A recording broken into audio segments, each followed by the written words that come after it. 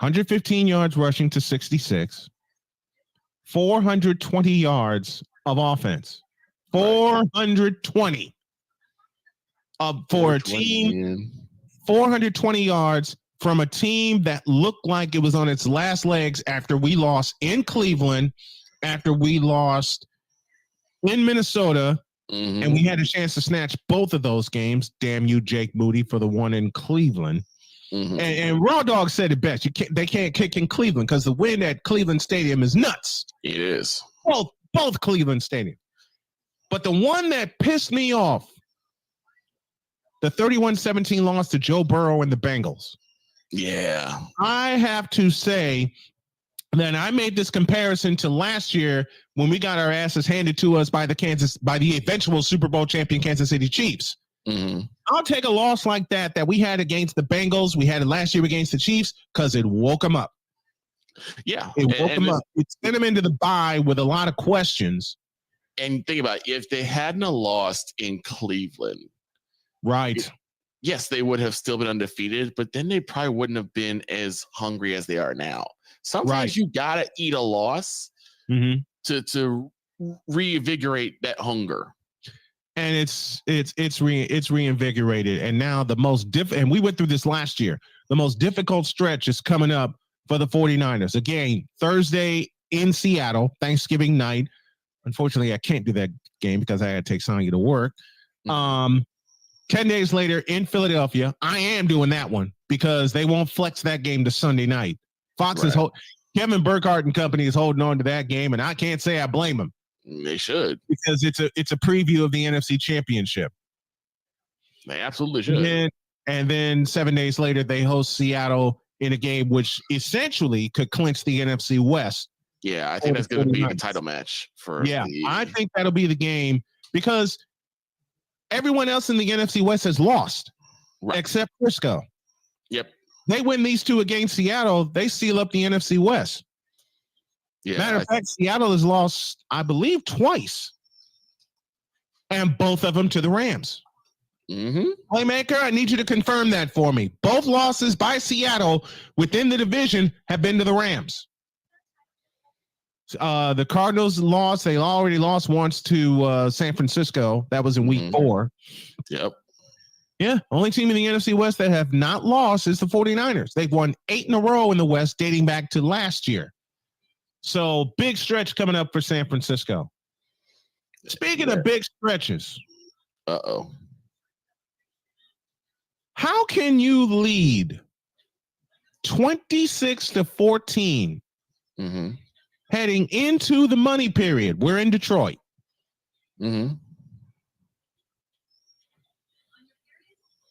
And led by the running back, which your franchise, of course, I'm speaking of the Chicago Bears, stupidly let go. Stupidly let go. And, of course, we're talking about David Montgomery, the multiple-time 1,000-yard rusher for the Chicago Bears. And you let him go like idiots. And he beats you. Probably the most effective running back since Matt Forte. I'll give you that. I have a better question. I will give you that. I have a better question. How do you lead 26-21 with 31 seconds on the clock? Yep. And you give up 10 points. 10 in less than a minute. Well, first of all, it's the Chicago Bears. Montgomery goes for the touchdown. And they get the 2-point conversion, making it 29-26, which means that the Bears, in order to at least tie, they have to go down the field. They got to get a field goal. And I was wrong about David Montgomery. He's rushed for 800 yards with the Bears 3 times. He had 1,000 yards in 2020. So I was wrong. I was dead wrong about that. I apologize. But still, you let your best player walk. Because they're idiots. That front office is full of fools. It's full of fools. They're full of morons. Matter of fact, I have a perfect answer. I have a perfect answer. Two perfect answers to this. Mm-hmm. First of all, how do you let you let David Montgomery walk for a cheaper price in Detroit? You fool! You deserve everything you get. And secondly, I gotta play this for you, Victor. And this is courtesy of Cole Johnson and Wise El Jefe. They let David Montgomery walk.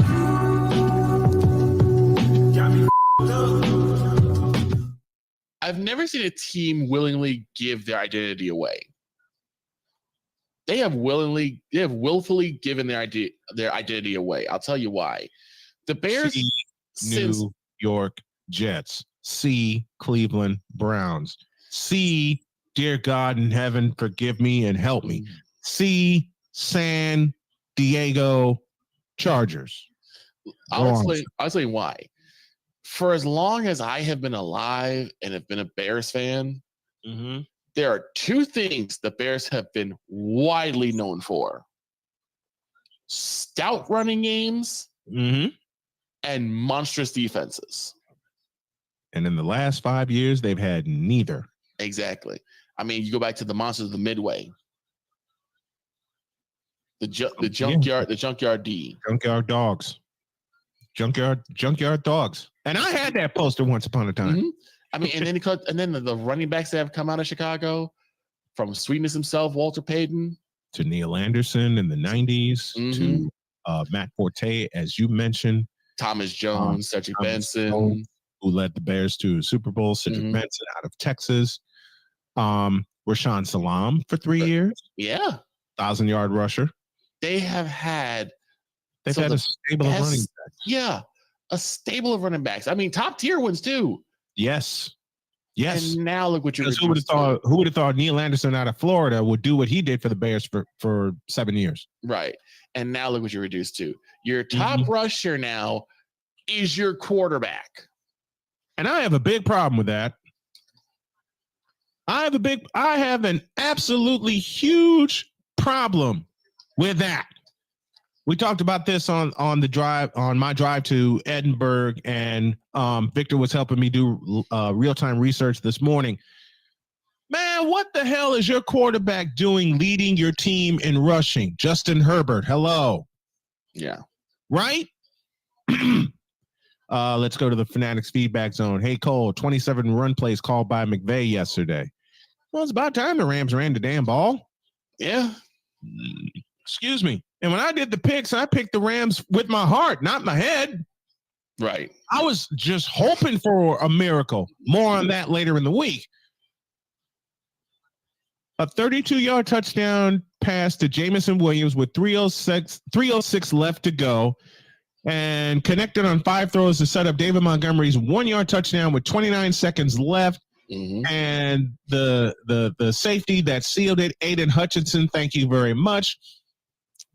I need to do some truth telling. I need to do some truth telling, and there's something I need to hand out as well. While I was on my drive to pick up my daughter, I purposely planned and perused social media. Shame. Yeah. And Wise is all the way in my head. Not just Wise either. Wise, you, Cole, my wife, my kids. Man, my daughter Cheyenne said, "Daddy, I told you about that." Yeah. And she don't like sports. You know better. She doesn't like. Listen, my daughter Sonya doesn't like sports.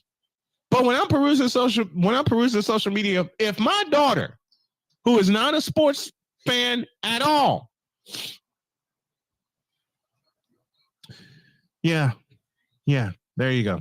That's all you need to hear. Ryan just sent me a picture. Oh boy, Ryan, you ain't right. I love you like a brother, but you ain't right for what he just sent me. accidents happen. That's why you need Repair That Glass. Specializing in windshield replacement and all other auto glass, we offer a full range of automotive glass repairs. Our technicians can do everything from minor chip repair to a complete replacement. Your windows don't go up or down, they can fix that too, along with custom glass work and antiques. Repair That Glass is a family-run business for over 40 years. Repair That Glass. Call for your appointment now at 330-534-3192. Although they did it again, 32.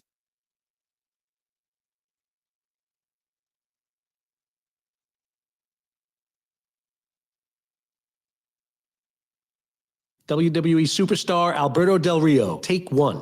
Behold the angry giant. Try it again, Alberto. Behold the angry giant. Perfect. Good luck tonight. Behold the angry giant. Yay! Read me another one, Dad. This is WWE superstar Alberto Del Rio. It only takes a moment to make a moment. Take time to be a dad. It's that time again when all we want to talk about is football. High school, college, and pro football. There's one man set to bring it all to you. It's time for Just Football with Matt Emch. Matt was a first-time AP, all-offensive lineman with the Ursuline Irish and three-time national champion with Youngstown State. And now, here's Matt.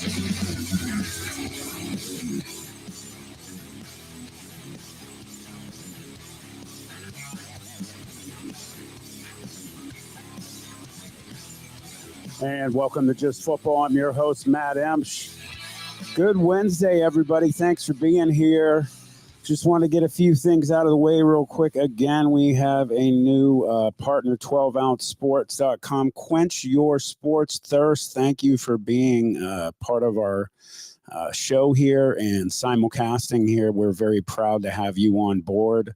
Check them out, everybody. They're doing a great job over there at 12 Ounce Sports.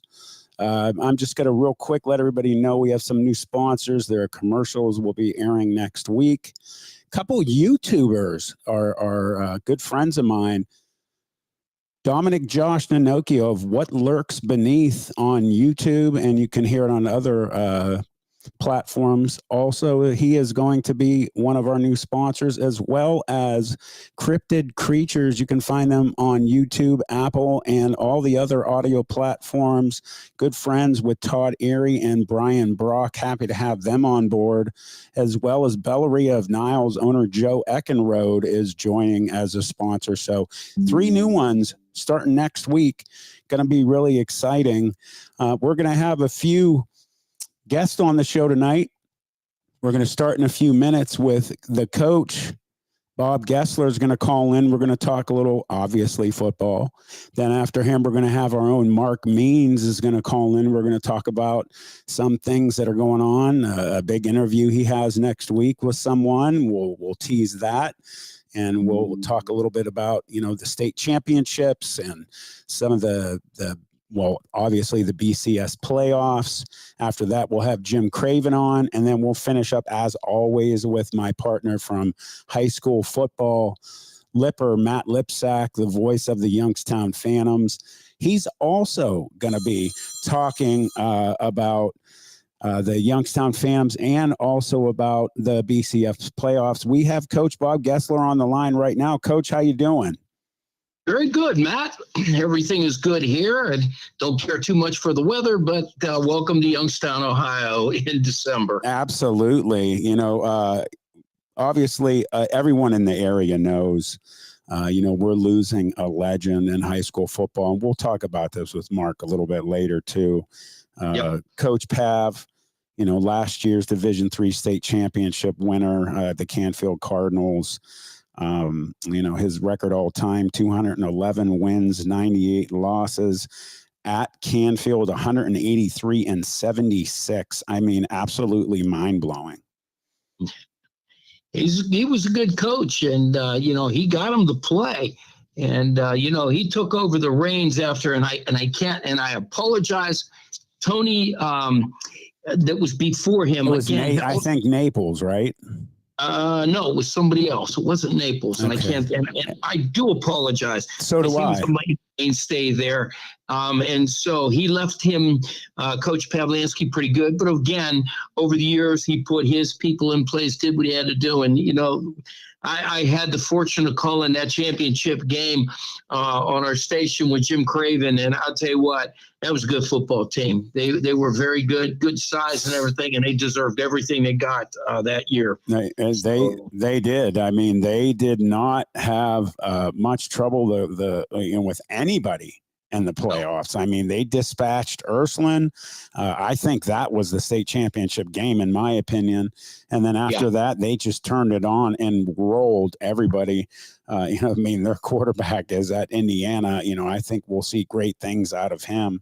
That's definitely one of the up-and-coming Big Ten teams. Yes, very, very much so. Watch out for them, and I think they're getting people in place. I agree. I have to bring up with you, you and I like to discuss specifically one of my alma maters, Youngstown State University, who had their second round drubbing by Villanova this past week. What's your thoughts on that game? Well, again, I wasn't happy when the number one team came in and we looked like we laid an egg. My opinion to this is we're beating teams we should be beating. Again, I think Coach Phillips is trying to do his, what he wants to do there. But again, nothing against the man. I think he does a pretty good job, but I just don't know if he's the fit. And I know I'm going to hear a lot of flack there from people.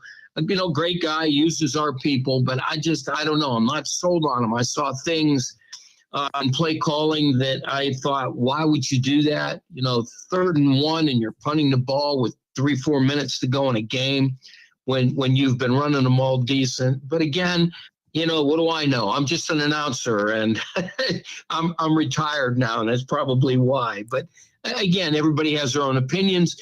Up to this point, I mean, he got him to the playoffs 2 years, so you got to give him credit for that. Yeah, I agree with you. I mean, they brought him in there to get them back to the playoffs. The guy did it. I know there's a lot of unhappy people out there right now, especially the beating that Villanova threw at them. I'm interested to see how far Villanova goes. I mean, they're very balanced.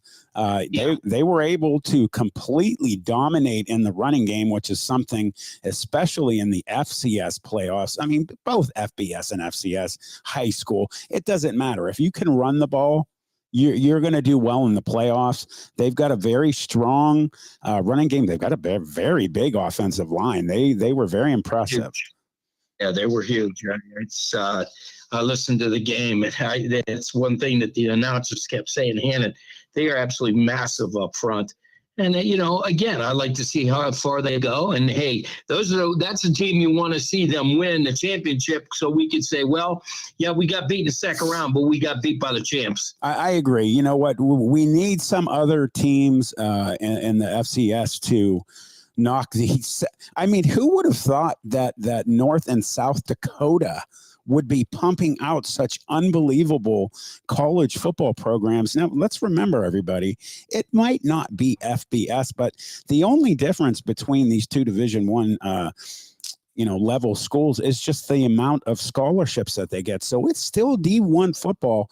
If everybody remembers, North Dakota State, whenever they were playing FBS level schools, they were beating them. So nobody wants to schedule them. So, when no one will ever forget Appalachian State at Michigan, things like that. Yeah. Boise State. Right. Boise State. Oklahoma beating them. And they were a new 1A when it used to be 1A, 1AA, YSU. My last year, we beat them as their last year in 1AA in the national championship. And they came out and had one of the greatest wins in college football history against one of the best programs coached by a Youngstown native, Bob Stoops. Yes. So, yeah, huge win. I would like to see someone else win this FCS championship. I think that, Coach Phillips is trying to recruit locally. I'm very biased, obviously, about the team that I followed this year in the Middle Ridge Rams. There's a player there, Ian Erb, who I just think was made to wear the red, white, and the black at YSU. He would fit in their program beautifully. The kid is a straight A student, is one of the finest young men you will ever meet in your life. And they would be honored to have Ian Erb of the Rams on their program. Well, here's the other thing. You pair him up because, let's face it, I think Bo Brungard's going to be your next starting quarterback. They used him a lot this year. I'd like to see them use him a little bit more. But now you have Herb out there and as well as Bo. I think that could be a hell of a combination in the next year or so. I agree. You know, I hope that they give him the chance if they offer him, you know, even if they just offer him preferred walk-on, the kid would absolutely 100% earn a scholarship in a season. He would get it. He is just that type of player. 4 years of incredible at Mineral Ridge, first team All-State. He's just been amazing. I would love to see him there. And I agree. They threw Brungard in there. He brought him down the field goal. You know, you got to play the kid more. Well, you know, after all, he's next in line because we lose our quarterback next year. Right. I don't think he's got another year of eligibility. So I'm curious to see. Brungard's smart. He's not the tallest guy, but I'll tell you what, I would sacrifice height over brains any day because the man reads the field. You know, I saw him, was able to call his games at Springfield for 3 years. And the kid is just, I mean, he's got it. He's one of those kids that when you talk about football smart, he could read a defense. He could make the adjustments and stuff. So you give him a line up front and give him some time, he can cause havoc. And let's not forget the DNA. I played with his dad that won national championships, Mark Brungard. Let's not forget, you know, and he can run the ball. The kid is a phenomenal runner. He could play offense or defense in college. So I agree with you. Moving to the FCS bowl season, we're going to talk about two bowl games before we get into the BCS playoffs. The Goodyear Cotton Bowl Classic, Missouri versus Ohio State. What's your thoughts on that one? Well, yeah, I'm looking at that. I think Missouri could give them fits, but I'm afraid that I think that Ohio State's just too big and strong up front myself, and their defense is very good, although I did watch Mizzou a couple of times this year, and they're a very good program. So this will be a very interesting matchup. It's who comes out and smacks who in the mouth first, and if whoever could get a score or two ahead, it could be problems for the other team. Well, you know, I'm looking at Ohio State, and I'm looking at Missouri's overall right now: 10-2, .833 average, 6-2 in the conference, 6-1 at home, 3-1 away. Started out 35-10 versus South Dakota, 23-19 over Middle Tennessee. Close one against Kansas State. Let's be honest, number 15 Kansas State has been always a team that just seems to be able to play with anybody. They had a close one against Memphis, another good program, 34-27, 38-21 over Vanderbilt.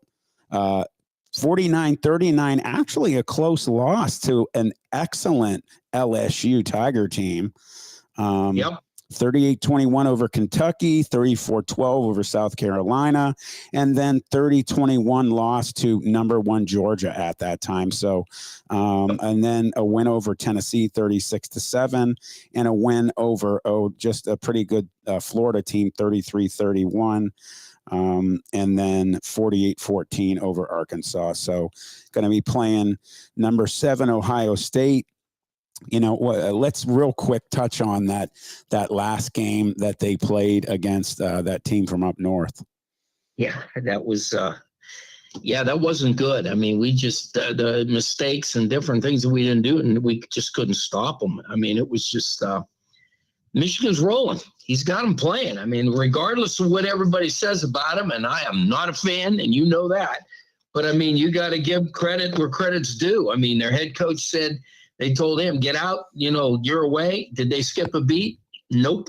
It's a good football team. You guys, I don't care what anybody says. Michigan is the team to beat. Right. That's my opinion. Agreed. Let's real quick pick the winner of the Notre Dame Oregon State game. Who do you got in that one?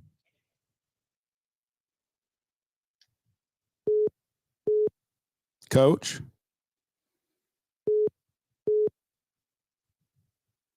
Coach, you there? Sorry, we lost Coach Gessler for a second. We're waiting for him to call back. Give me 1 second, everybody.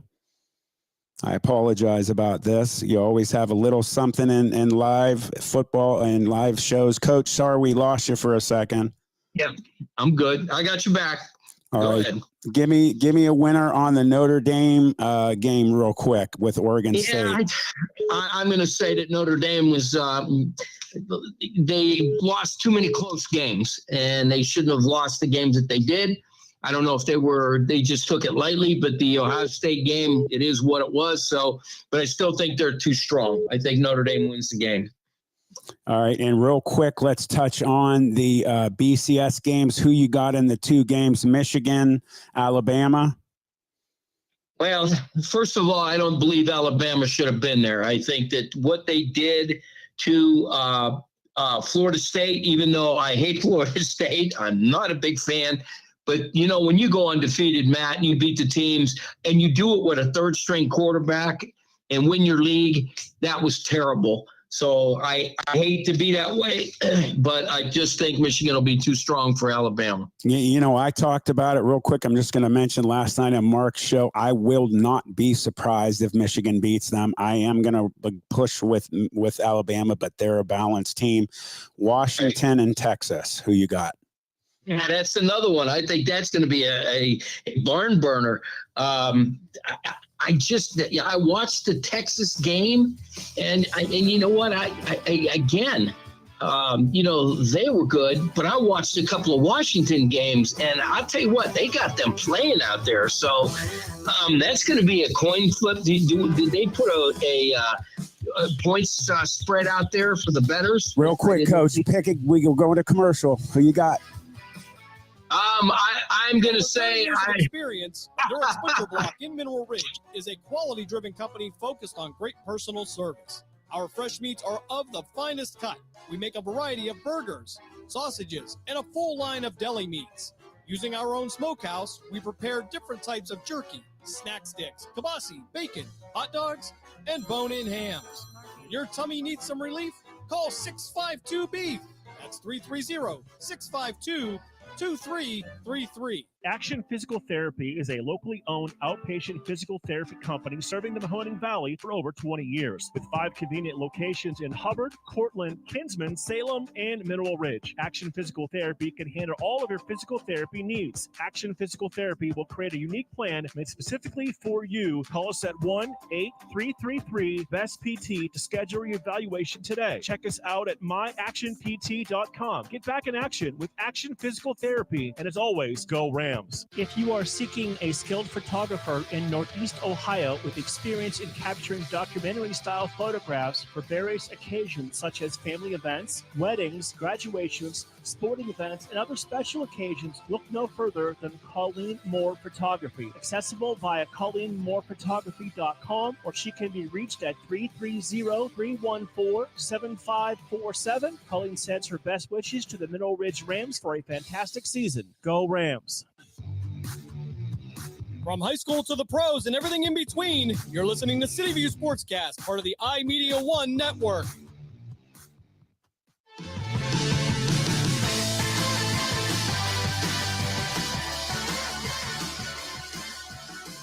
And welcome back to Just Football. I'm your host, Matt Emch. Sorry about that little flazoo, everybody. That's what happens sometimes in live shows. Coach Gessler's pick was Washington over Texas. We're going to go right to the lines. We have Mark Means on. Mark, how you doing? I'm good, sir. How are you? I'm good. Thank you for calling in. We went a little over with Coach Gessler, but, we got you on the phone. We're going to, we touched on a little bit. You have a big interview coming up next week. You want to tell everybody who you're going to have? Yeah, we're going to have the former head coach of the Canfield Cardinals, Mike Pavlansky, will be on in the first segment next Tuesday. That's going to be an amazing interview. I can't wait to hear it. What a loss to the state of Ohio. We went over his record a little bit ago. It's just absolutely mind-blowing. that he has just been such a gem in this area. And, you know, I mean, you look at it, 211 and 98 all time, 183 and 76 at Canfield. Oh, and just last year, the Division III state champ. So, you know, what a great guy. He's an amazing person to talk to and speak with. You know, I've really enjoyed him. I called some of his games as well, and what a great guy he is. And that's, you know, basically the way to go out. He went deep in the playoffs, deeper than they thought they would this year, and you know, he's riding off in the sunset. You know, 41 years as a head coach, over 100 games, over 500 at Canfield. You said the 2022 state championship. And I mean, just one of those old school coaches, and, you know, old school in a positive way. Always remembered your name, remember what media outlet you worked for, and he's definitely going to be missed. He will be.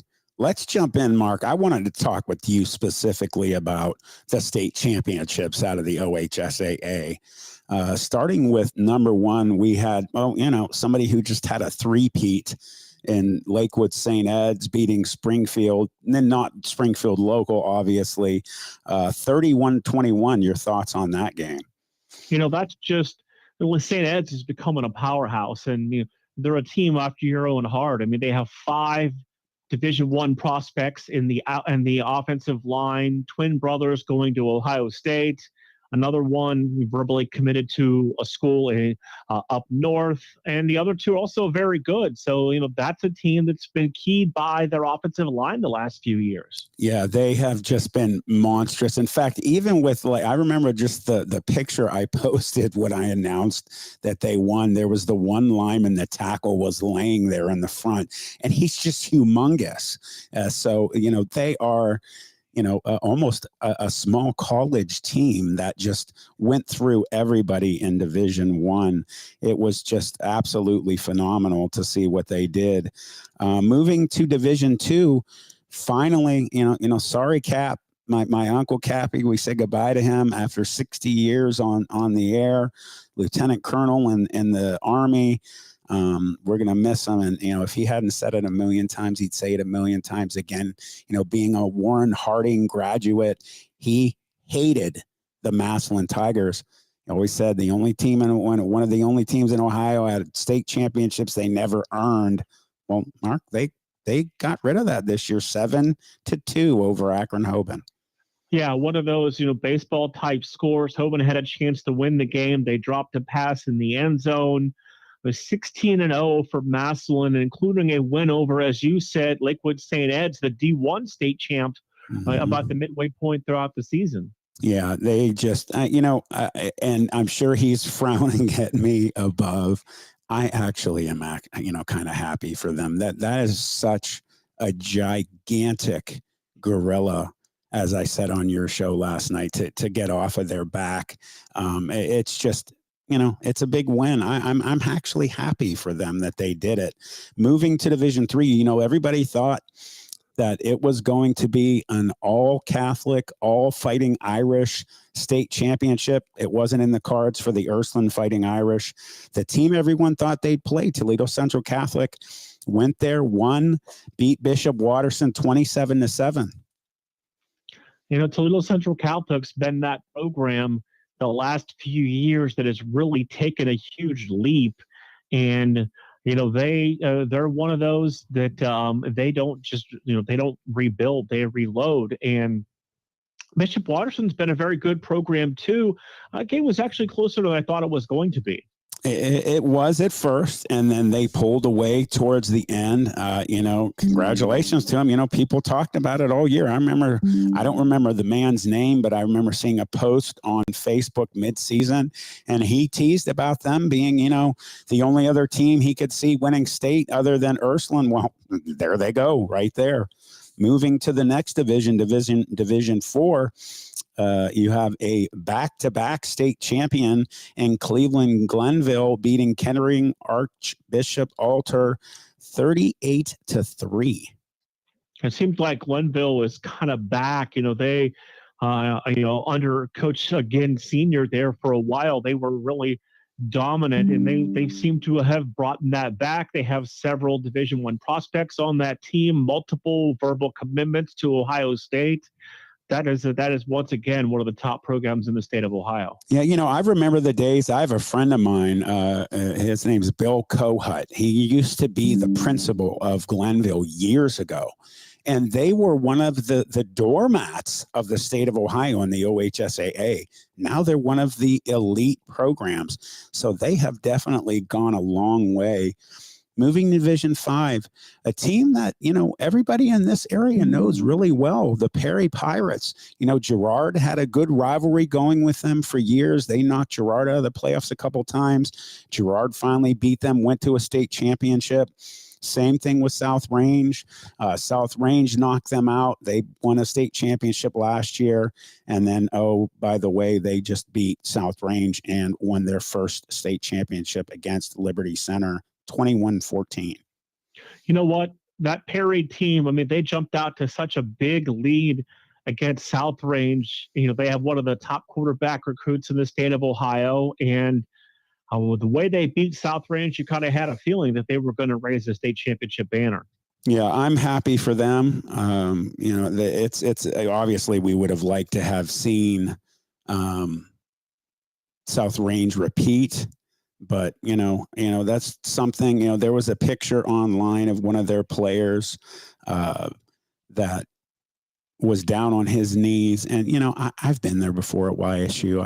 It is such an amazing feeling when that first one hits and every one of them hits. So, I know that feeling and how huge it is. So hopefully, we can get some teams that will come back and, get back in there. Moving to Division 5 or Division 6, I'm sorry, just a team that everyone in this area knows. Kirtland and Versailles. Kirtland 32, Versailles 15. Yeah, Kurt Laverty, what he has done at Kirtland is, I don't know if there's any really team to compare it to, because the thing that always fascinates me, that's a football team. It's not, they're not led by a 3,000-yard passing Division I prospect quarterback most years or a 2,000-yard rushing running back. They're just a good football team up and down their roster every year.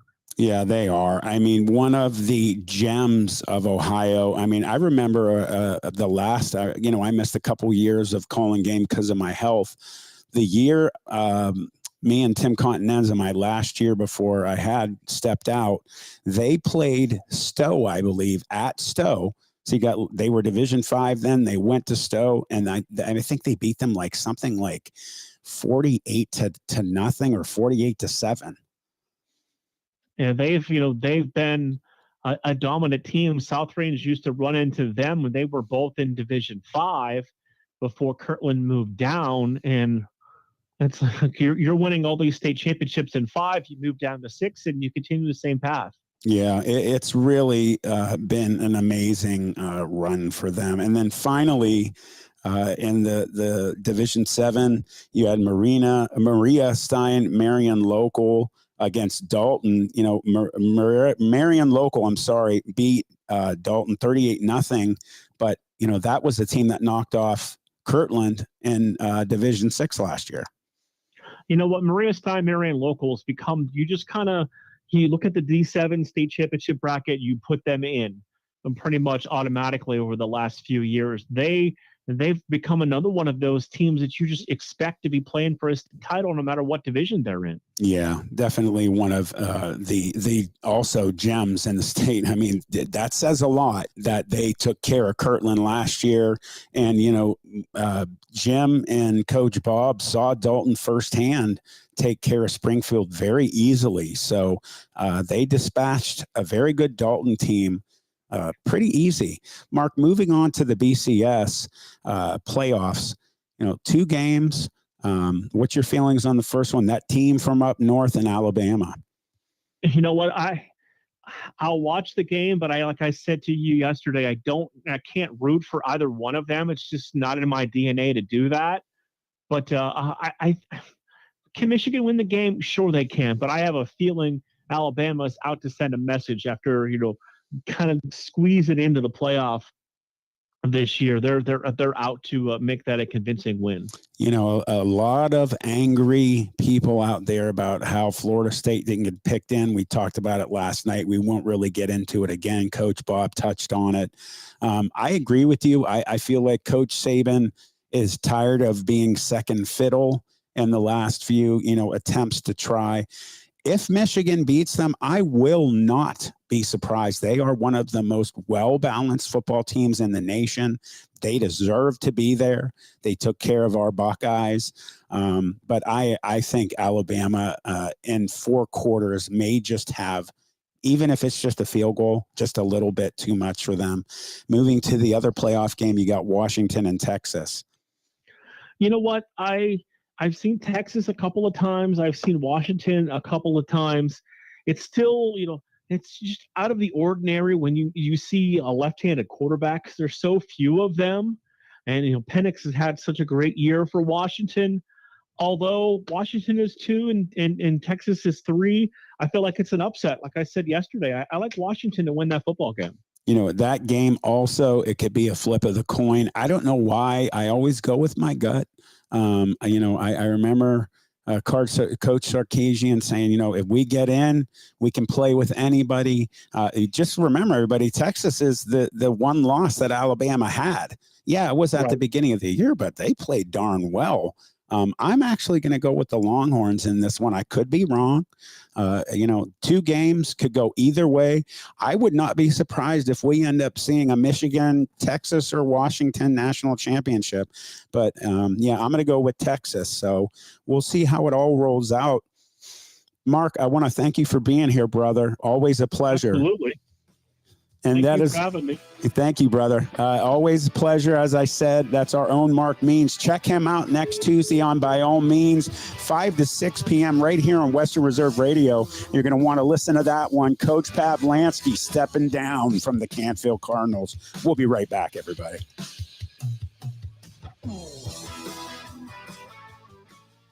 Experience nature's bounty with Creation's Backyard. Elevate your health with the most nutrient-dense foods on earth. From farm to table, sustainably cultivated with care. Grown locally in Niles, Ohio with no chemicals or synthetics ever. Unlock your culinary creativity with Creation Backyard Microgreens. Convenient local delivery and pickup options available. Order now at creationsbackyard.com or call 330-282-7208. Jesse's Dairy Cove is a hometown favorite, located at 3743 State Route 46, across from the gazebo in Mineral Ridge. Enjoy all of your favorite ice cream. We have over 32 hard scoop and over 40 soft serve favorites. We also have a large food menu, including homemade chili sauce, sloppy joes, pulled pork, fresh cut French fries, and mac and cheese. This fall, we'll start our homemade cookie and party trays. Visit our website at jessesdairycove.com to see our menu. At Jesse's Dairy Cove, we appreciate your business and wish good luck to the Rams.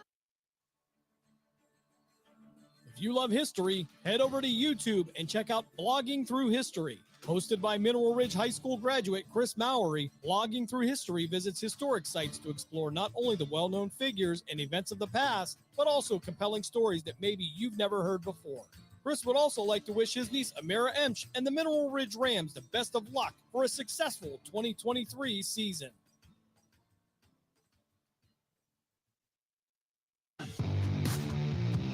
From high school to the pros and everything in between, you're listening to City View Sportscast, part of the iMedia One network.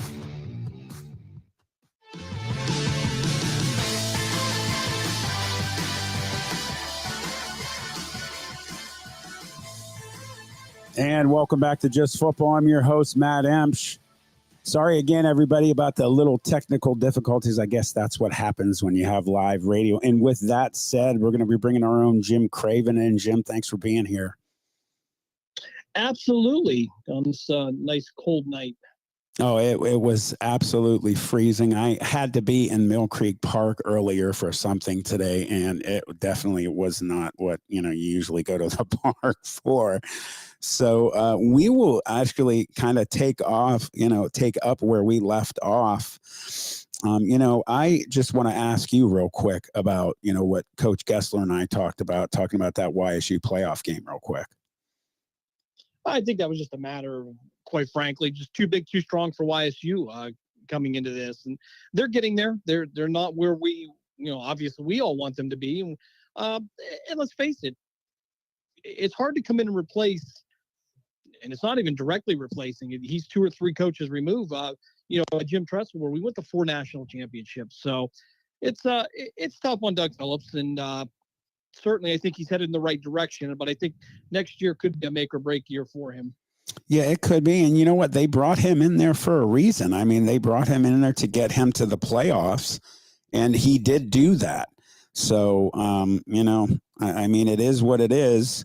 He met up against the team. I was watching it on ESPN Plus. I mean, they were so much bigger than them, comparing their offensive line to their defensive line. They just met up with a better team. So like I had said to Coach Bob, I'm just curious to see how far they can go. It would be cool to see if they could run the table and have a season, like YSU did back in the day. So we will see if they do that. I want to jump on the same thing that me and Mark just talked about with you, because, you obviously, like me and Mark and Coach Bob and Dave Clark, are part of calling high school football games. And I wanted your thoughts on the OHSAA state championships yourself, starting off again with Division I with Lakewood, St. Ed's, and Springfield. Yeah, big time game there. But no surprise there in the outcome. I mean, St. Ed's is a very good program. Not really a shock there. Better game than maybe many anticipated, but nonetheless, that was a good performance by both teams. But St. Ed's again was just same situation, too big, too strong. Right, and I left out Lipper. I didn't mean to leave you out, Matt, my partner. So he will be here later too. Division II. Massillon, Washington getting their first state champion against a great Hoban team. Yeah, and I kind of laughed. I was in studio for that as we were working these games for Sports Radio 1240, and you couldn't help but think of John Cabaret every time they scored. Well, every time they scored, the one time they scored, and I'm thinking, you know what? I don't know if he would have been if he wanted to be here to see this, or would it even matter to him at that point? But. He's always thought of when it comes to that, and Massillon finally getting that win, and that's great for them. It really is. I think it's just the pressure of having to go in there and play this game, knowing the history of it, and the guys did real well with that. Congratulations to them. Finally, they get that on the field win, and hopefully Cappy can rest in peace now, and maybe won't haunt us. Every time we cover Massillon. I agree. He wouldn't have been happy, trust me. But you know what? I agree with you, and he's not happy. I'm saying this as his nephew, and I've said this many times myself on the air, and people have cringed at times when I've said it, but it was the truth. They were crowned state champs. By the AP, they didn't earn it. So they finally got that monkey off their back. So, I agree. Congratulations to them. Division III, number 1 Toledo Central Catholic ended the season 16-0, beating Columbus Bishop Watterson 27-7. Yeah, Bishop Watterson, they're every year. Again, they're another team that they don't plan on a 10-game season. They plan on at least 13, maybe 14. Possibly all the way to the championship. And Toledo Central Catholic has become quite the program. I mean, they're impressive. And wow, that's all I can say about them. And again, there's that argument between the parochial schools and the public schools and things like that. But that was a battle between 2 good schools there. And certainly, there's a potential you could see them both back there. Same play, same bat time, same bat channel next year. I agree. And you know what? Here's a season with state championships that you had Catholic versus city schools, and you had some city schools beating the Catholic ones. So there you go. I mean, it doesn't always go that way, everybody. People that get upset about those things. Division IV, you had a repeat Cleveland Glenville, like I had mentioned with Mark, they were a perennial loser for decades. And now, back-to-back state champions, beating Kettering Archbishop Alter 38-3 in a drubbing. Yeah, and I like Glenville. I like Ted Ginn. I like what he does with the players. He develops good people, and if it's a sacrifice of a program, winning's not always his goal. But if you do what he tells you to, if you work the program, if you're setting those goals, good things are going to happen. That's certainly what happened here for him. And again, I'm not real sure on the returns next year, but I wouldn't count them out on another run next year. Maybe not quite to the state championship, but I certainly think they're going to be one to contend with throughout at least the regular season. So, I probably should ask Mark this, because Mark always knows these off the wall kind of things about like, weird names for teams. What the heck is a tar blooder? I don't know, but it sounds really scary. And I see some of the graphics on social media. Yeah. I don't know what it is, but it's kind of terrifying. It looks like a robot on their logo. So I don't have it does sound scary.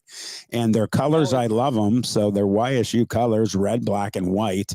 So you can't lose with that. I have no idea either. Maybe Mark knows. It's now Latin for state champion. So there you go. Moving to Division 6, just a team that you hear are in state championships every single year. The Kirtland Hornets ended the season 15-1, beating a very good Versailles team. Both of them came into that game having each team 7 state championships in school history. One of them got number 8. That was Kirtland, 32-15.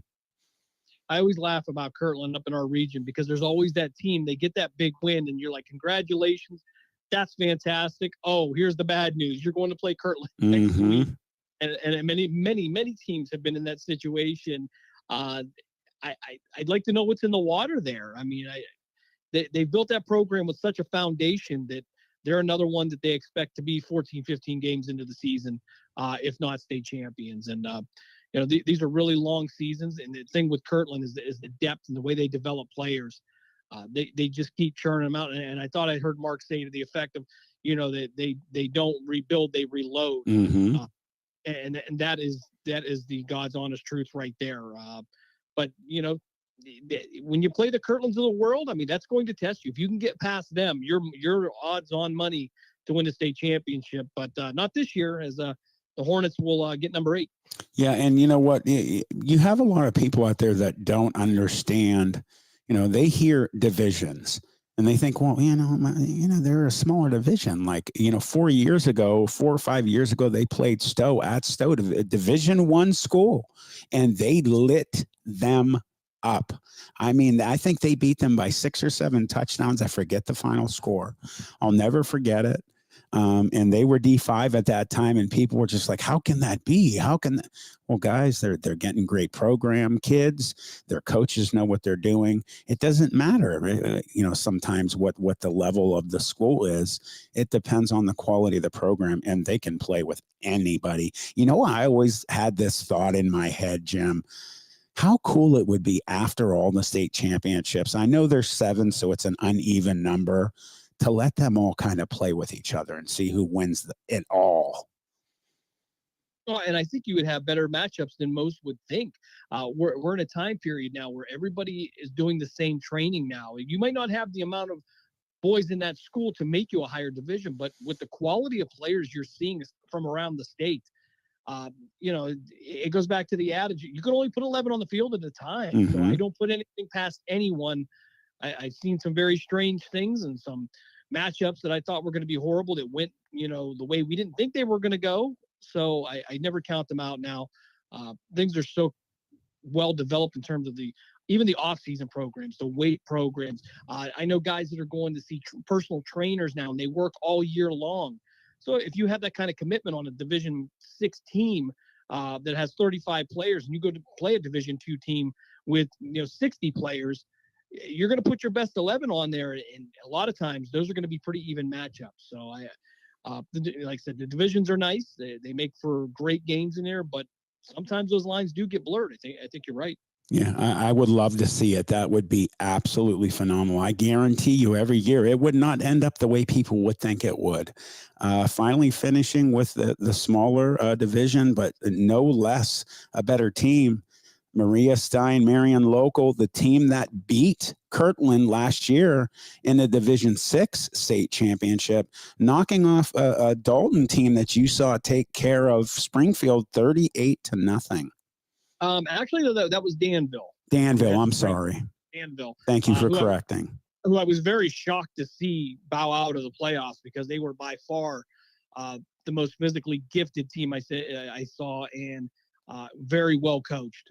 So to see Dalton be in there and, I was kind of shocked. I think Bob Gessler and I were both a little surprised after what we saw from Danville. But this Division 7 is kind of heating up. We're seeing a couple different names in there from time to time. And, it's a very competitive division. And there's a lot more smaller schools than there are bigger schools. So it's a big deal for the teams in D7. And certainly they probably not the way they wanted to go out on that one. But nonetheless, getting there with these D7 teams. It was an interesting playoff series this year.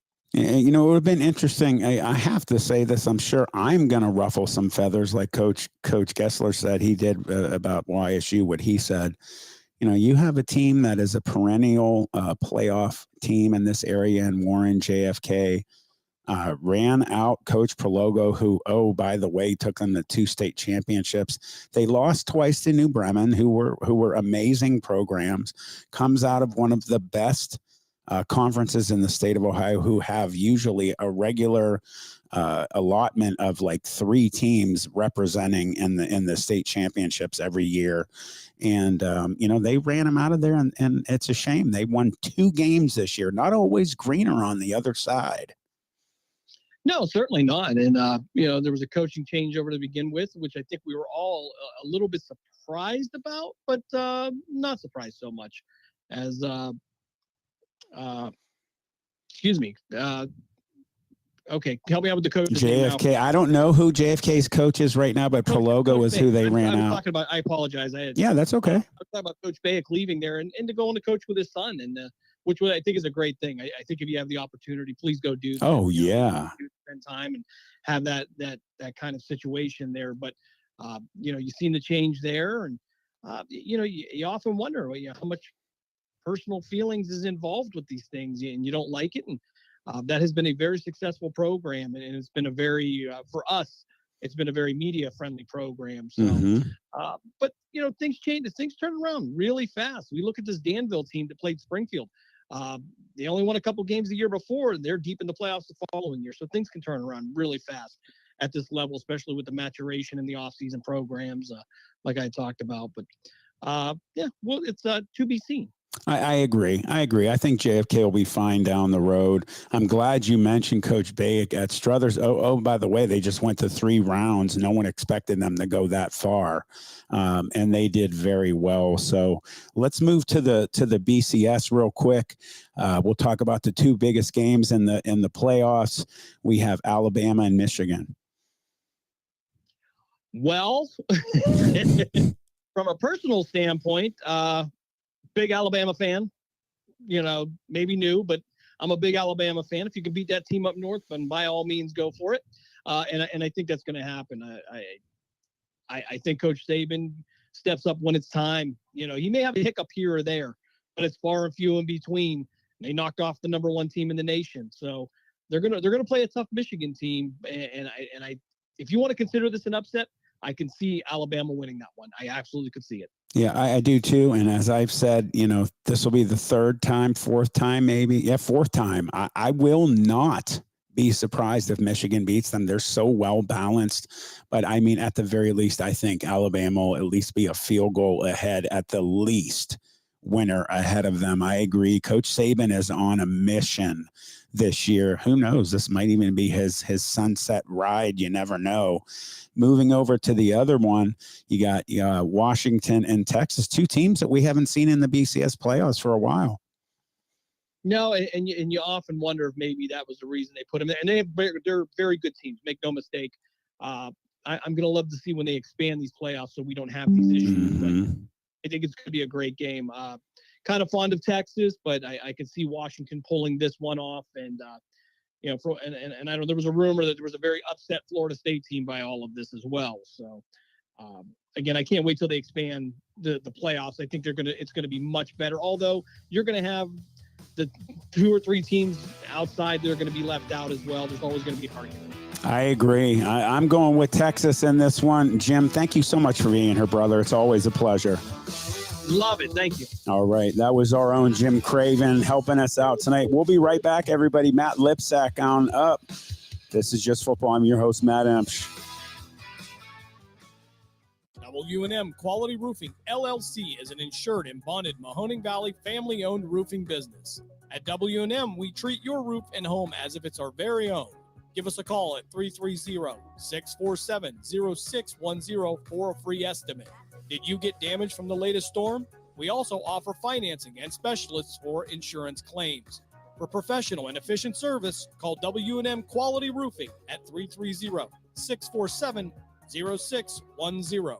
SNK, painting your house today. SNK, painting your house. SNK Painting provides exceptional painting and refinishing services to the Mahoning Valley and surrounding communities by being an industry leader in our field, focusing on customer service and delivering extraordinary results. We offer interior and exterior painting, and we specialize in cabinet refinishing with affordable cabinet solution. Call SNK Painting for your free estimate at 330-505-1910. SNK, painting your house today. With over 30 years of experience, Madurix Butcher Block in Mineral Ridge is a quality-driven company focused on great personal service. Our fresh meats are of the finest cut. We make a variety of burgers, sausages, and a full line of deli meats. Using our own smokehouse, we prepare different types of jerky, snack sticks, kibasi, bacon, hot dogs, and bone-in hams. When your tummy needs some relief, call 652-BEEF. That's 330-652-2333. From high school to the pros and everything in between, you're listening to City View Sportscast, part of the iMedia One network.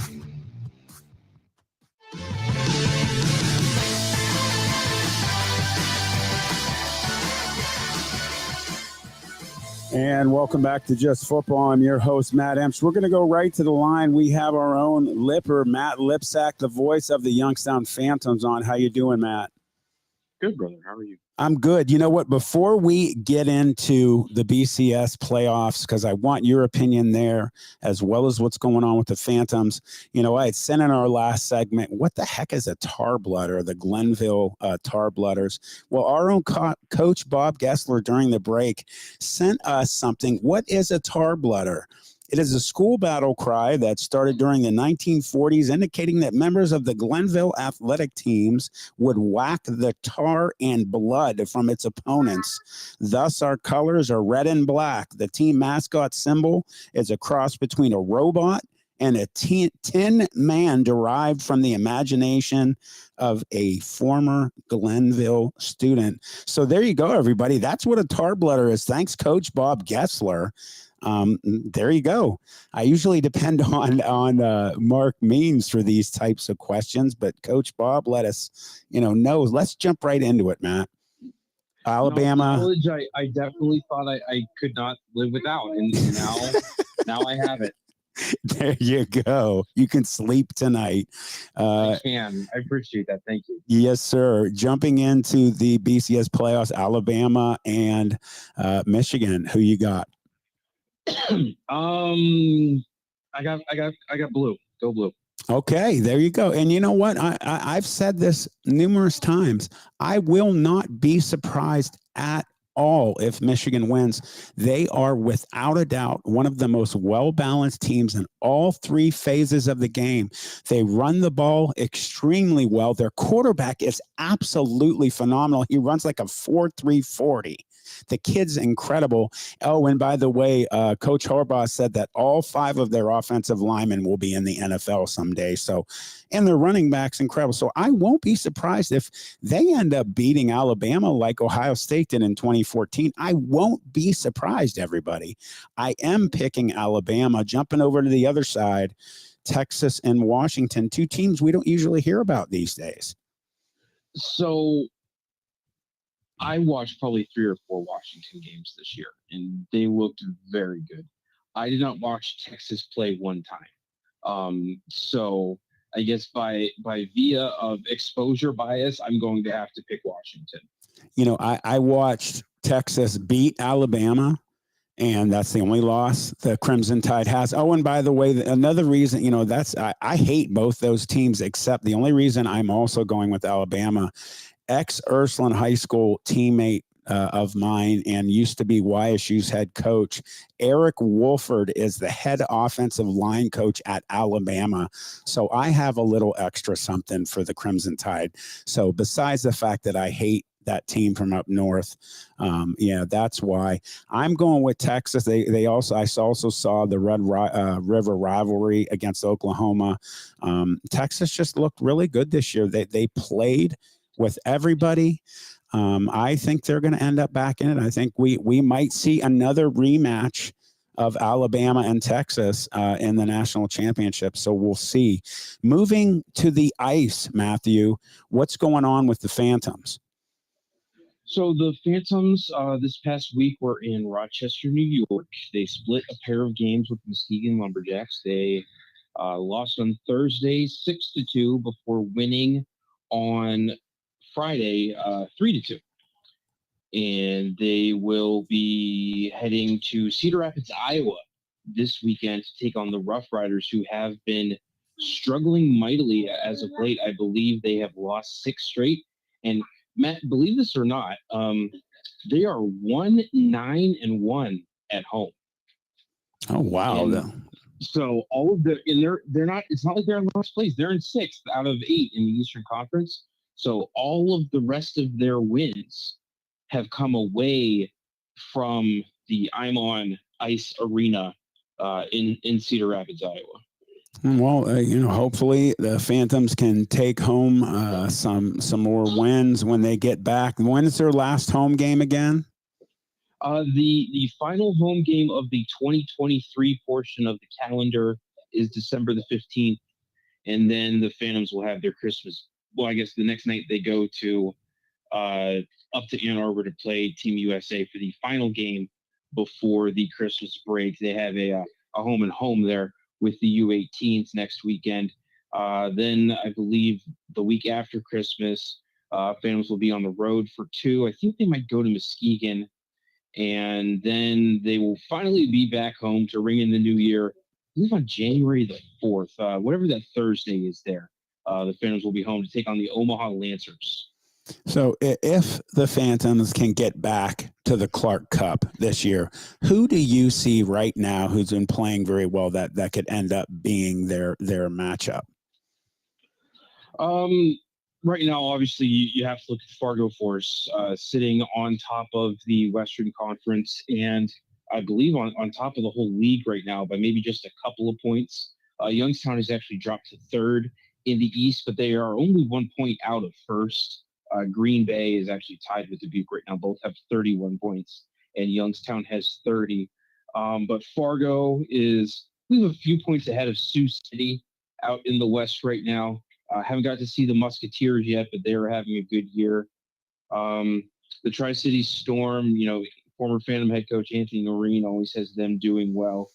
And I want to say Waterloo is starting to come on a little bit in the West as well. So, I mean, right now, Fargo's kind of running away with the whole thing. They don't even have, I think, 5 regulation losses on the year. There's something crazy like 17-2-1 or something like that. Loading the standings right now. And no, they are 18-2-1 for 37 points. So they are, they're a few points clear right now in the race for the Henderson Cup, which is the trophy awarded to the team in the USHL that has the most points in the regular season, which of course gets you home ice advantage throughout the playoffs. We've got about a minute left. I know it's a tough question, Matt, but can you compare this year's team to last year's championship winning team? So, I mean, right now the Phantoms seem maybe a little deeper with the scoring. We're also maybe still just a little younger than they were last year. I think maybe last year's team was a little faster. But, that, can grow as the season goes. This year's team also much better at penalty killing, especially here in the early part of the season. Phantoms at least have the second ranked penalty kill in the USHL, whereas at this point last year, Youngstown was in the bottom 3 of the penalty kill. So, there are some differences between this year and last, and obviously you can't replace Jacob Fowler in the net. He was the USA Hockey goaltender of the year. The first time a Phantom has ever won that award. So that's USA Hockey saying you are the best goaltender in junior hockey, American born this year. So it's a very prestigious award. And obviously that's hard to replace. Not to say the Phantoms netminders aren't having success, but Jacob Fowler is very hard to replace in that. Absolutely. Matt, thank you so much for being here, brother. It is always a pleasure. We look forward to talking to you another time. Take it easy, man. You too. That was our own Matt Lipsack. Thank you for listening, everybody. We'll see you next Wednesday. I'm your host, Matt Emch. This is Just Football.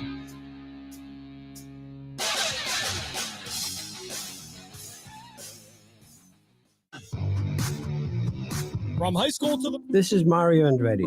You know me as a race car driver, but I'm also a Meals on Wheels volunteer. I've raced against the sport's biggest personalities, but I've never met more vibrant, amazing people than the seniors served by Meals on Wheels. You can make a difference by dropping off a hot meal and saying a quick hello. So, America, let's do lunch. Volunteer your lunch break at americaletsdolunch.org.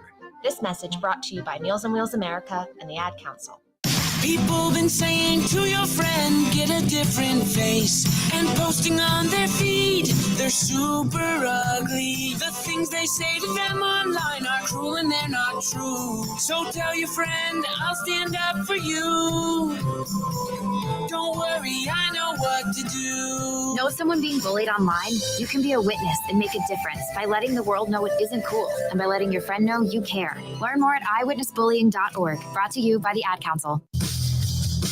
Meludic Live is your home for high school sports. We have all the scores on our social media platforms throughout the games. Enjoy our timely updates from local area schools year-round. You won't get the consistency and reliability from anyone else. Our number one priority is servicing our fans and getting them live news as it's happening. Follow us on social media, Twitter, Facebook, and Instagram at Meludic_Live. And remember, our fans come first. What do basketball, choir, drama club, and marching band all have in common? They're all high school activities that offer learning opportunities not necessarily found in the classroom. They take up just a fraction of a typical Ohio high school's budget, and they go a long way to giving young people the tools they need to thrive. High school activities, they're more than extracurricular. They're extra important, too. This message presented by the Ohio High School Athletic Association and the Ohio Interscholastic Athletic Administrators Association.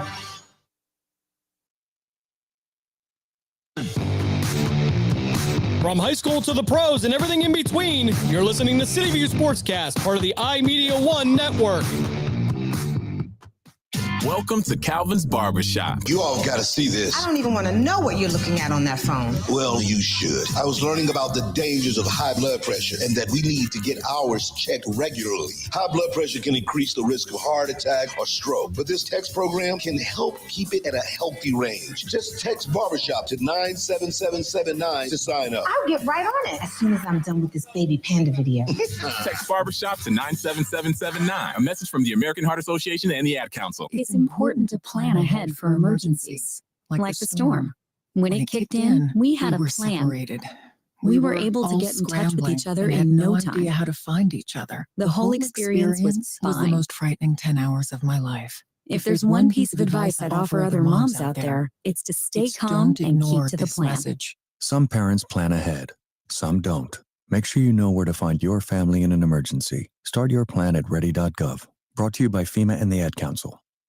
Dr. Ashdown and Dr. Carnivus have been making Happy Feed in the Mahoning Valley for 35 years. Our offices are located in Cortland, Champion, Austintown, Columbiana, and Howland. Our Howland office has relocated to 8601 East Market Street to the top of the hill. Advanced Podiatry offers sports medicine and treatment plans for all ages. You can also request an appointment online by visiting our website at advancedpodiatry.com. Advanced Podiatry, where surgery is always a last resort. Miss an episode of By All Means, and you could miss a lot. I have the sound up, and I appreciate the guys that do the work now. But it is with great appreciation I see what the guys do, not only the announcers, but also the players. We've had wonderful playoffs. I mean, single, double, triple overtime games. It's been fantastic. By All Means, Tuesdays at 5, right here on Western Reserve Radio and streaming live on westernreserveradio.com.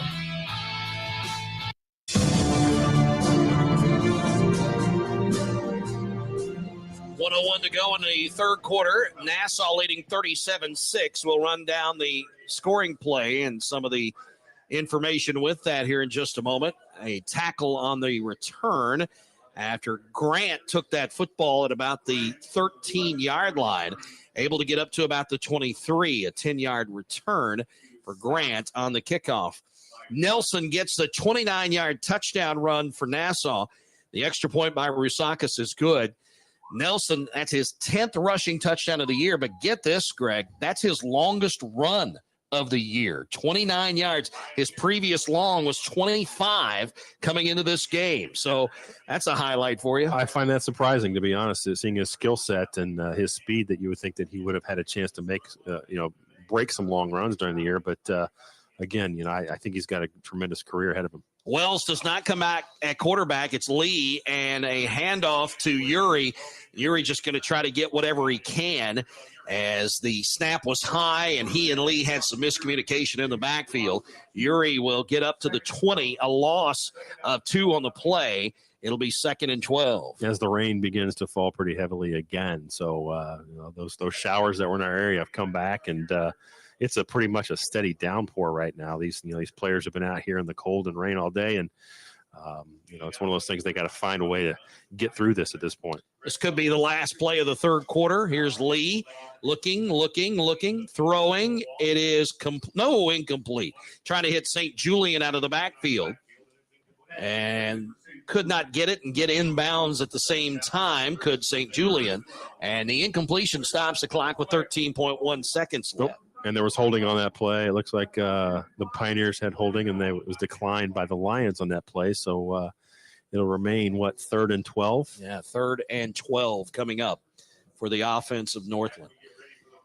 They have had a very good season, winning their opener against Rochester. And Rochester, such a tradition in that conference, the Minnesota College Athletic Conference up there. They beat Rochester pretty well, 34-6 this year, but not being able to get things lined out in this one. St. Julian is going to be stopped in the backfield. The first one to hit him was Henry Garrison, a backup defensive lineman, and then Winey came in and finished it out. St. Julian had no chance on that one. With Wells out of the game, Lee in at quarterback, who's a wide receiver by trade, Nassau pinning their ears back here and just kind of coming after him. Well, yeah, he probably hasn't taken a lot of snaps in practice or anything. So, yeah, they're just going after him right now. That's the end of the third quarter, 37-6. Nassau starting to run away with things here in Glen Ellen. Back in a moment. The Red Grange Bowl is on Sports Radio America.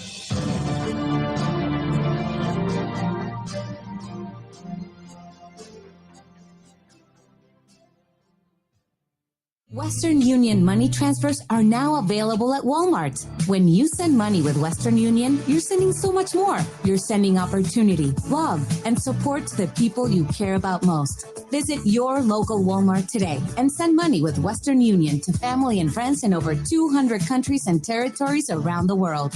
Services offered by Western Union Financial Services, Inc., NMLS 906983, or Western Union International Services, LLC, NMLS 906985. See terms for details. When is the best time to talk to your family about staying in touch during a disaster? Amid the chaos? Or is the best time perhaps today. Go to ready.gov/communicate and make your emergency plan today. Don't wait. Communicate. Brought to you by FEMA and the Ad Council. Into the third quarter, now getting ready for the start of the fourth. 37-6 the score. Nassau leading the Pioneers of Northland. And Nassau, the defense starting to come after Northland here with a backup quarterback into the game. They're working on their backup quarterback right now and some of his equipment. Dylan Lee over on the sideline. Some of the staff members over there trying to help him out, even some of the other football players trying to help him out. Right now, though, the Northland offense is going to have to punt the football. They're facing fourth and a long, long way. 21, I think.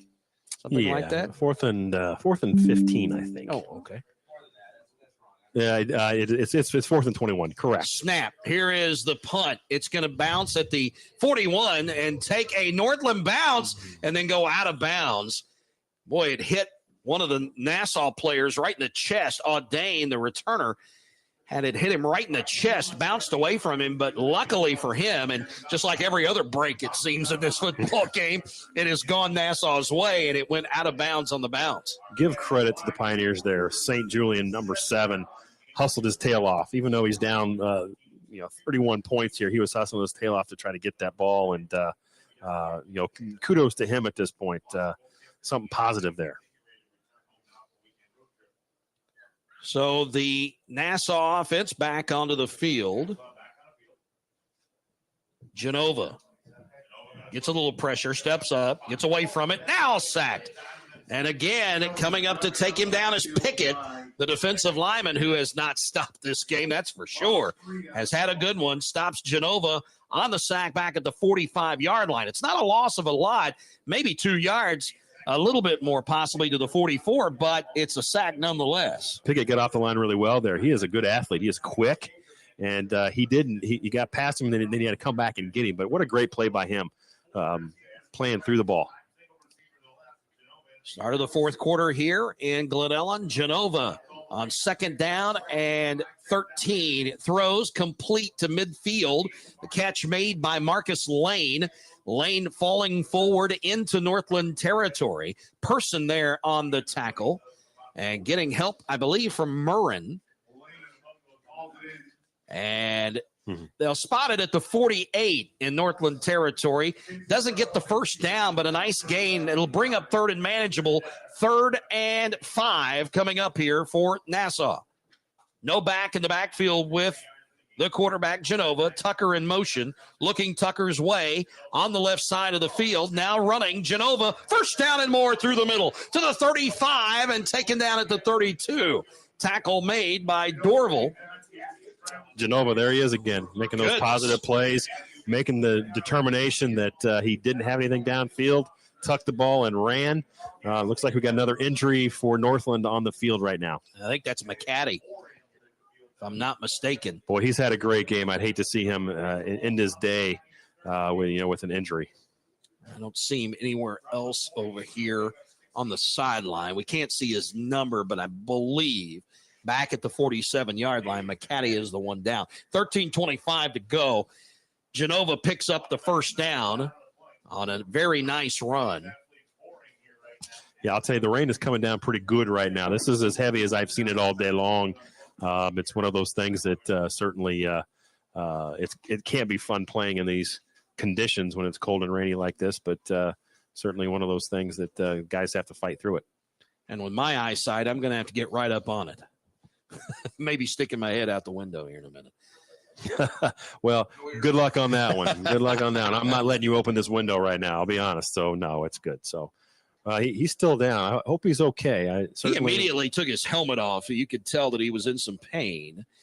So, with them attending to McCaddy across the way, let's step aside for just a moment and take a break. 13:25 to go in the game. 37-6. Nassau with the lead over Northland in the 2018 Red Grange Bowl. Back in a moment here on Sports Radio America.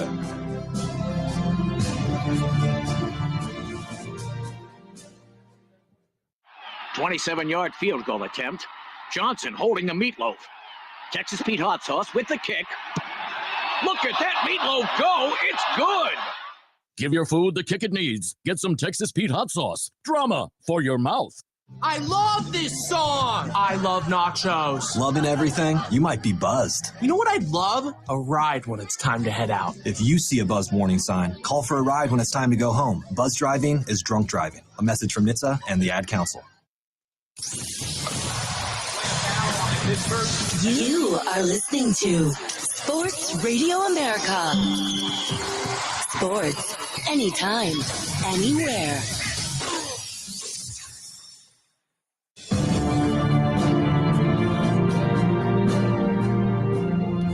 Defensive lineman Marquavius McCaddy off the field now. Looks like a shoulder issue possibly. But Northland losing another important player in their machine, and it's now Nassau. And 1st and 10 from the 32. Handoff will go to the running back. And the running back up the middle, it's Innocent, able to get through more of a scat back type across the 30 down to about the 26-yard line. And another Northland Pioneer is down on the turf. This time, I believe is that Erickson down, or is that Gustav? Number 90? Is it number 9? It's Gustav. I think so.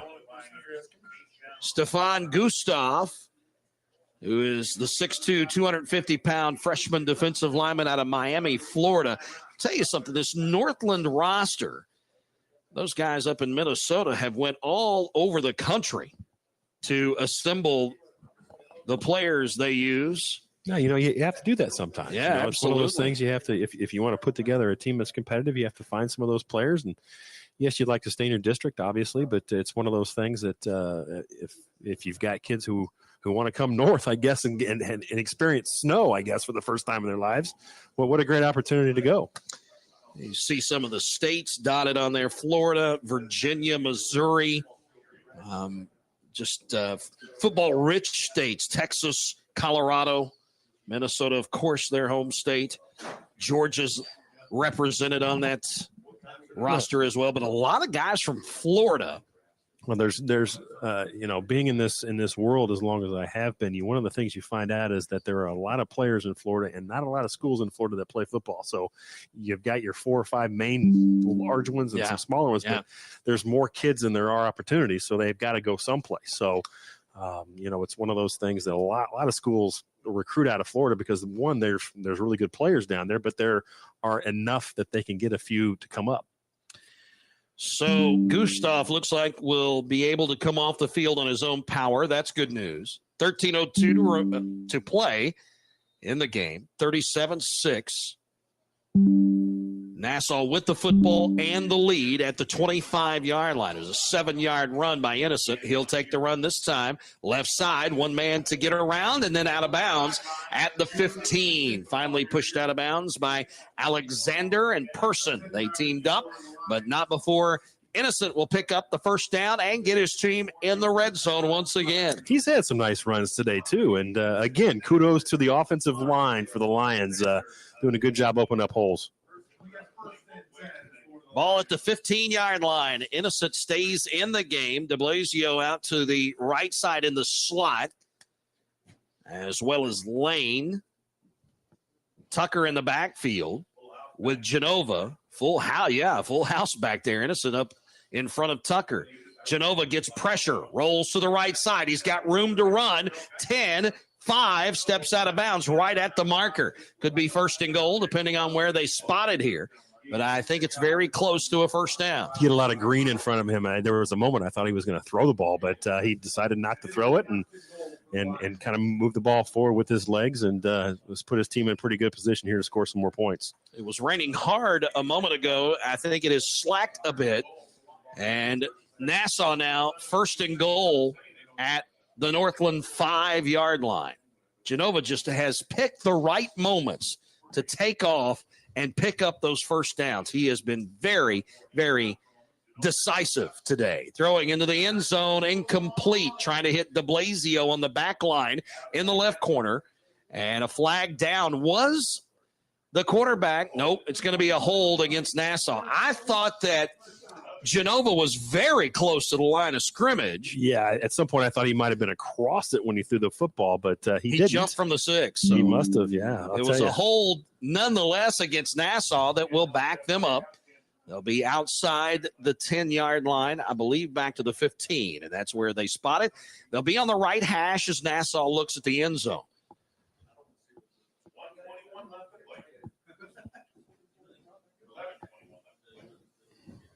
So Genova after the holding call. It's still 1st and goal, but back at the 15 now.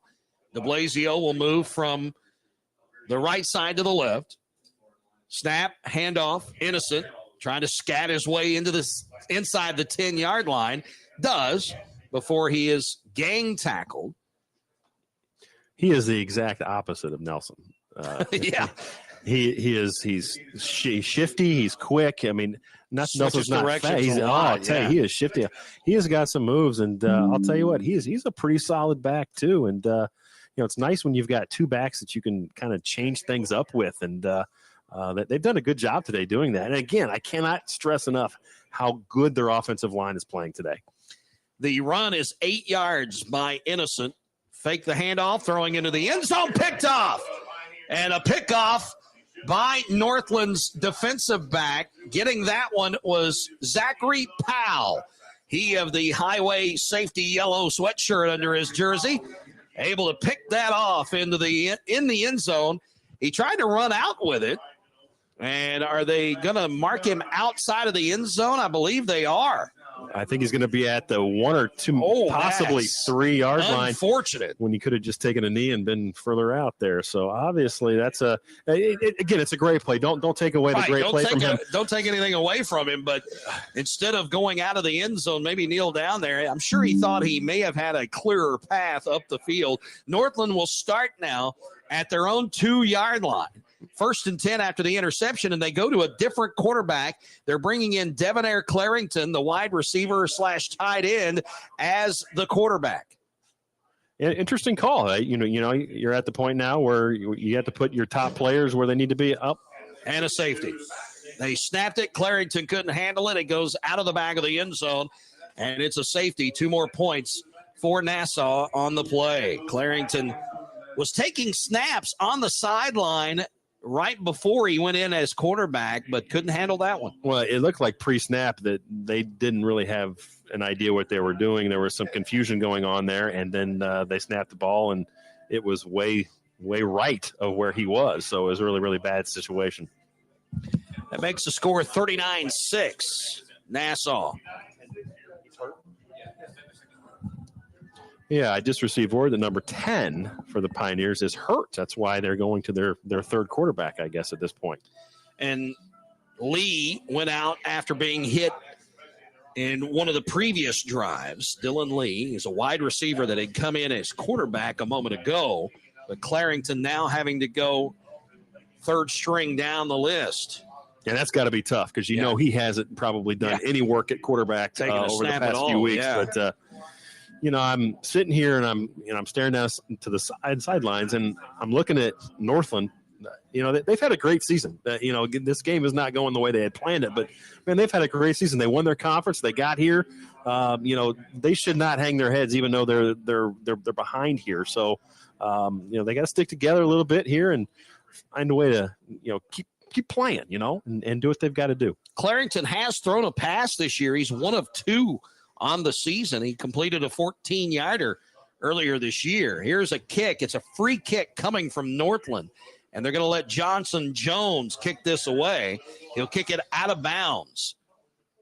They had to kick it from the 20, and Jones went out of bounds on the right side as they looked up the field, and Nassau's going to get great field position once again. Yeah, and probably at this point, Coach Ramsey's going to try to run the ball to make this game a little shorter and kind of run that clock and do what he needs to do at this point. But certainly it's one of those things that, we've got some time in this game left, and you never know what can happen. So they will spot the football. Oh, they got to re-kick this. Since it happened on a free kick, they will have to re-kick it and try to kick it inbounds. That's something you don't see every day in football. The free kick out of bounds, Yeah. That's one you don't exactly know what the rule is on something like that. You have to wait for the official to tell you. They know better. And the fact that they know that is impressive.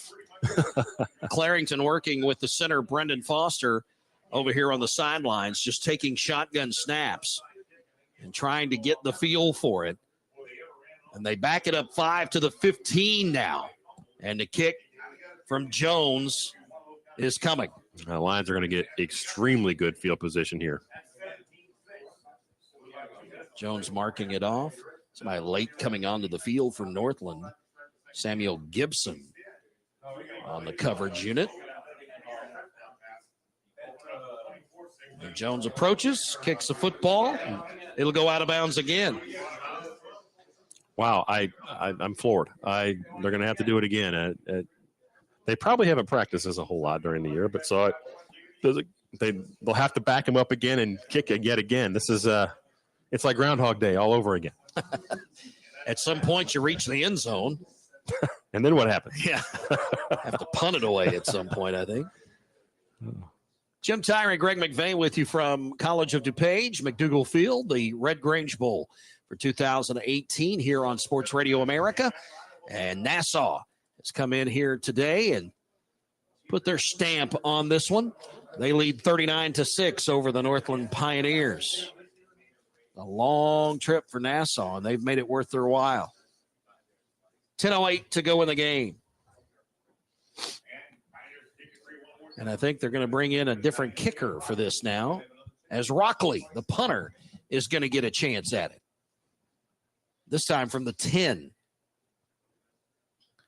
Kicks it. This is long, taken at the 44-yard line by Tucker, up the middle. Trying to get away from one, gets to the right side, 30, 25, 20, 15, 10, and out of bounds.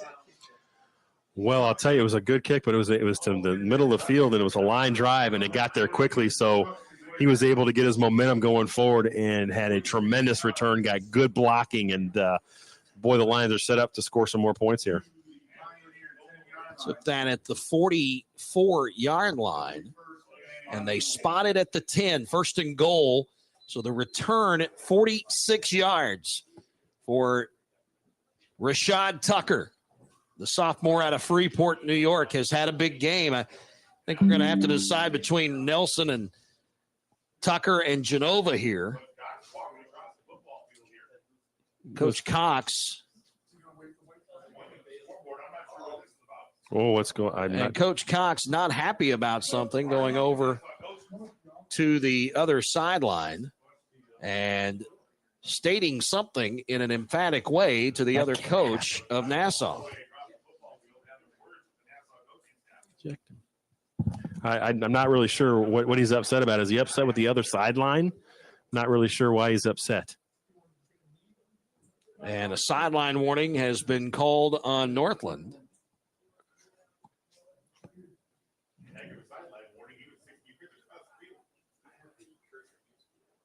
Coach Cox obviously very upset, and he's returned to the sidelines at this point, and not really sure what he's upset about, but still got to play.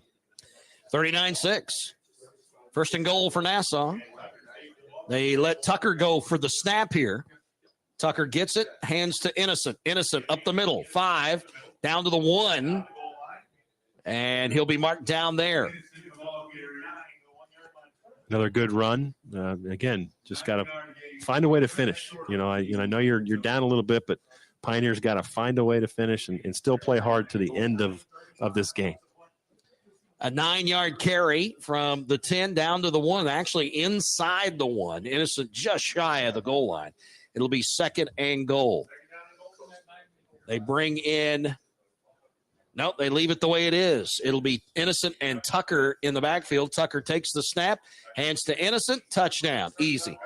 And it'll add 6 more, 45-6 now. Nice play there with the handoff, and was able to score another touchdown. So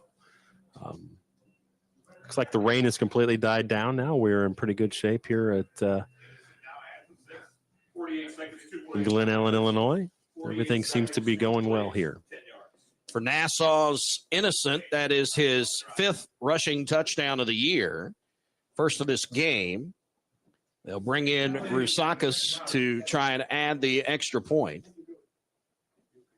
He's been busy today. He'll have to ice the leg down tonight at the hotel. Now that one's low. Did it get through? It did. Got the extra point through. 46-6 your score as Nassau's rolling away with the Red Grange Bowl in 2018. 9:06 to go. Back in just a moment here at the Red Grange Bowl on Sports Radio America.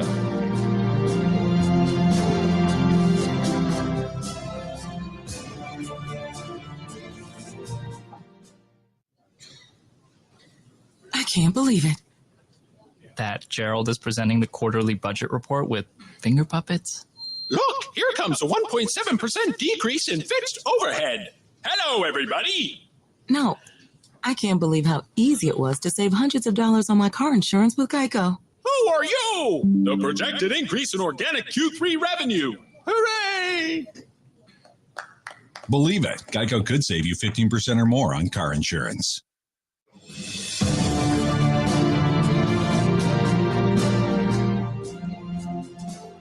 Rain is held off here for a few moments now as we get close to the end. 9:06 to go in the game. 46-6. Nassau leads over Northland.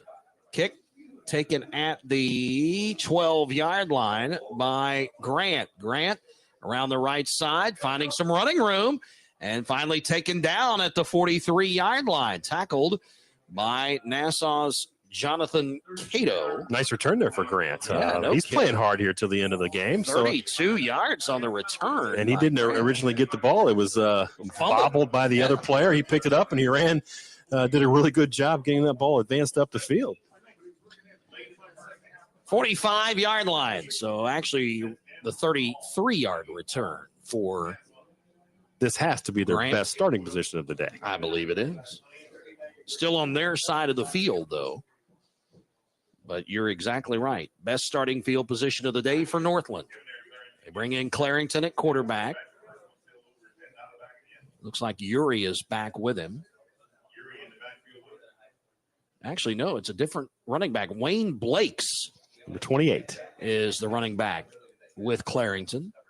Fake the handoff. Clarington's just going to try to split the oncoming rushers. Gets up the field into Nassau territory and taken down as he's pushed out of bounds by Matthew Newsom, defensive back for Nassau. But a run for a first down by Clarington. And a gain of 18 yards on first down. 6'7", 230 pounds that can run a little bit. I'll tell you what, that was an impressive run right there by Clarington. Clarington now at the 37 of Nassau. And that's Clarington's first rush of the year. First time he's run the football. It's a pretty good one. Yeah. I'll take 18 on my first run. 2 wideouts to the left, 2 to the right. The 2 on the right are in a stack. Now pressure, but the pass is complete to St. Julian. A little move. He gets inside the 35, down the sideline to the 31. Got a little spark going here. See if they can put some points on the board and feel good about themselves here. Gain of 6 on the pass play. They need 4 more for a first down. Here, second down coming up. Conclusion of the game. We'll run down scoring plays. Be joined in the press box by the winning coach and player of the game. At this point, we have pretty much decided that Stephen Genova, the quarterback for Nassau out of Massapequa, New York, our player of the game. Clarington, quarterback draw, tackled by Winey, and it's still yet to be determined where he goes down as he is able to fight across the 25 to the 23. Clarington and the running game now starting to move the football a little bit. They're knocking on the door of the red zone here. Well, I guess you just put the ball in the hands of your best player and see what happens, right? And certainly he's certainly proved that he can run the ball, and he's thrown the ball a little bit and put a little spark in the Pioneers. That gain was 8 yards for Clarington to pick up the first down. Awaiting the snap, gets it, hands the football to the running back, Harris. Harris stopped in the backfield. First guy to hit him was Nicholas Hunter, the linebacker, and then help from many white-clad Nassau Lions after that. A drop here, loss of a couple on the play back to the 33. Actually, a loss of 5. It's a small thing, but if you have the 28, pardon me. It's a small thing, but if you haven't handed the ball off to somebody in a long time, it's kind of tough to get the feel for that. So it just kind of put that play in a bad position because the handoff wasn't smooth. Game today brought to you by the Hilton Lyle, BSN Sports, Winning Streak Incorporated, Sports Decals, Feed My Starving Children of Aurora, Illinois, and Ronald McDonald House Charities of Chicagoland and Northwest Indiana, as well as Dish Network. Clarington fakes the pitch and then taken down. Not fooled on the play was the defensive lineman Tavon Joseph. Joseph has played a good game today. He has played a good game, and I'll tell you, when we played him earlier this year, he was one of those players that stood out against us, and again, he's going to have a bright future as well. He's very athletic, and he's around the ball a lot. Got back to the line of scrimmage, though, the 28. It'll bring up 3rd and 15. 4.5 to go here in this one. 46-6. Northland trying to add to their side of the board here toward the end of this contest. The running back will be Harris. Clarington has 2 wideouts to the left, 1 to the right. Actually, 3 to the left. And to throw, Clarington looks down the field, short on the pass intended for Dwayne Taylor. Down the right sideline and into the end zone. Clarington not able to get much on that one. You could tell he's not the quarterback that's normally out there. No, it came out of his hand all wrong. But, again, give him credit. He's out there playing hard, trying to score some points for his team. And, he's a gamer. And you got to like that as a coach. I'll be honest. So on 3rd down now, or is it 3rd or 4th? I think it's 4th down. It is 4th and 15 right now. Yes, sir. Haven't moved the marker over on the far side just yet. Still says 3rd down. Clarington moves a man from the right to the left as he brings St. Julian over to line up, and a delay of game call. So they'll back it up to the 33, and it'll be 4th and 20. Tough to convert on 4th and 20. Playbook shortens a bit. It does quite a bit. You only got a couple options, and they're usually not very good. Clarington gets pressure, looks, gets away from some rush, throws incomplete. The backside is where he felt most of it. It was Tyreek Noble, the defensive lineman, able to get after him on the backside and pressure him into a throw that was incomplete, and it'll be a turnover on downs for Northland on that drive. Yeah, the Lions knew what was going on there pretty from the get-go, and obviously they were chasing him down and really didn't have anywhere to go, and made a good play on Clarington. Not a great end to that drive, but I'll tell you what, they moved the ball a little bit, and so let's see them go out there and try to get a turnover here. So Northland brings the defense back